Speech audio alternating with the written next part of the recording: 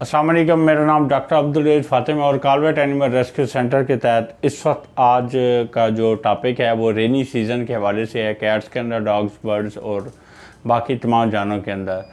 जब भी बारिशें होती हैं तो बारिशों के बाद फ़ौरी तौर पे सबसे ज़्यादा जो पोल्यूशन देखी जाती है वो हवा में स्मेल का होना, हवा में नमी की शरह का बढ़ जाना और टेम्परेचर का कम हो जाना। ये तीन चीज़ें वजह बनती हैं किसी भी जानवर के अंदर रेस्पिरेटरी ट्रैक इन्फेक्शन के होने की। रेस्पिरेटरी ट्रैक इन्फेक्शन के आगे फर्दर दो टाइप्स अगर हम करें तो पूरे निज़ाम जो तनफ़ुस है, जिसको हम रेस्पिरेटरी सिस्टम कहते हैं, उसके अगर दो हिस्से के जाएँ तो एक अपर रेस्पिरेटरी ट्रैक इन्फेक्शन है और एक लोअर रेस्पिरेटरी ट्रैक इन्फेक्शन है। अपर रेस्पिरेटरी ट्रैक इन्फेक्शन ये है कि जिसमें जो रेस्पिरेटरी इन्फेक्शन है वो नाक गले तक महदूद रहता है। लोअर रेस्पिरेटरी ट्रैक इन्फेक्शन ये है जिसमें सांस की नाली और लंग्स भी इन्फेक्टेड होते हैं और सीवियर केसेस में पूरे का पूरा रेस्पिरेटरी ट्रैक जो होता है वो इन्फेक्टेड होता है।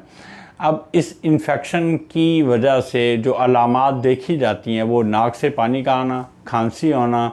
इसके अलावा स्नीजिंग का होना, टेम्परेचर का अप हो जाना, बॉडी का जो टेम्परेचर बाज़-औक़ात जो है वो कम हो जाना के जो इश्यूज़ देखने को सामने आते हैं। और इस तरह की कंडीशन में जो जानवर है उसका खाना पीना भी कम हो जाता है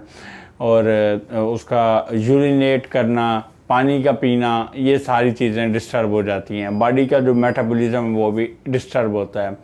तो इस तरह के इश्यूज़ के अंदर हमें ये एहतियात करनी चाहिए कि जब भी बारिशें हों और अगर आपके पेट बाहर बारिश में फिर रहे हैं तो उसको फौरी तौर पे आप इंडोर करें,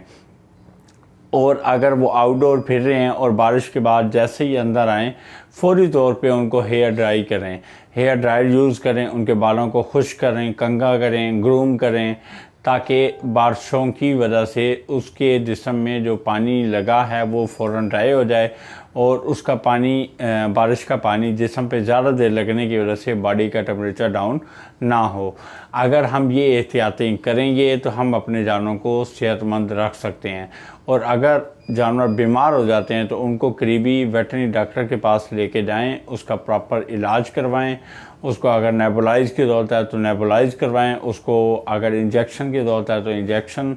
और अगर कोई पिलाने वाली दवाई देनी है तो आपने बजाय खुद दवाई देने के आपकी ये ज़िम्मेदारी है कि करीबी वेटरनरी डॉक्टर के पास जाएं और इसका प्रॉपरली इलाज करवाएं और अपने जानवरों को बारिशों के सीज़न में एहतियात अपनाएं ताकि आपके जानवर सेहतमंद रहें। शुक्रिया।